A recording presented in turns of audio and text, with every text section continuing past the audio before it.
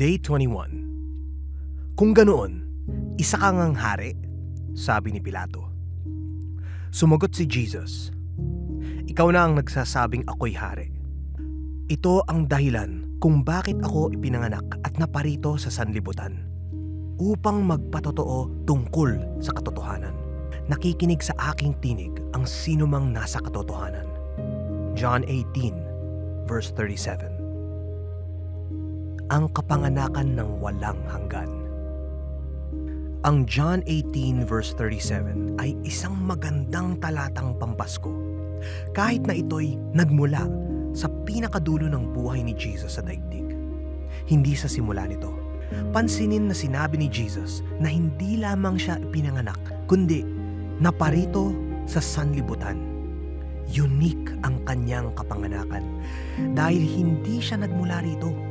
Naroon na siya bago pa siya ipinanganak sa sabsaban.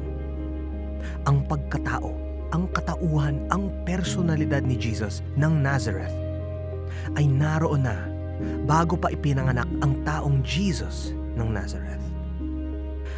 Ang theological na salita upang ilarawan ang misteryong ito ay hindi paglikha or creation, kundi pagkakatawang tao, incarnation.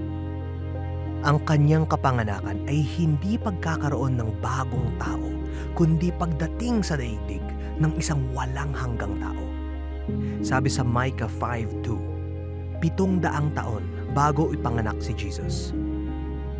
Ngunit ikaw, Bethlehem sa Ephrata, na maliit upang mapabilang sa mga angkan ng Juda, mula sa iyo ay lalabas para sa akin ang isa na magiging pinuno sa Israel, na ang pinagmulan ay mula ng una, mula ng walang hanggan. Ang misteryo ng kapanganakan ni Jesus ay hindi lamang na siya'y ipinanganak ng isang birhen. Ang himalang ito ay nilayo ng Diyos na maging saksi sa isang mas malaking himala, na ang sanggol na ipinanganak ng Pasko ay isang taong naroon na mula ng una, mula ng walang hanggan.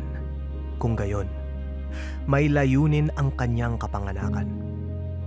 Bago pa siya ipinanganak, inisip na niya ang pagpapanganak sa kanya. Mayroon siyang plano kasama ang kanyang ama. At bahagi ng magandang planong ito ay kanyang binanggit sa mga huling oras ng kanyang buhay. Ito ang dahilan kung bakit ako pinanganak at naparito sa sanlibutan, upang magpatotoo tungkol sa katotohanan.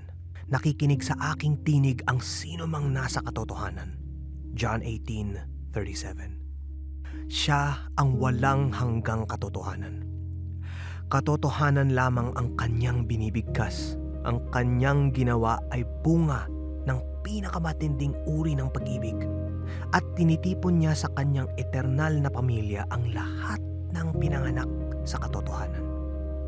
Ito ang kanyang plano mula ng walang hanggan.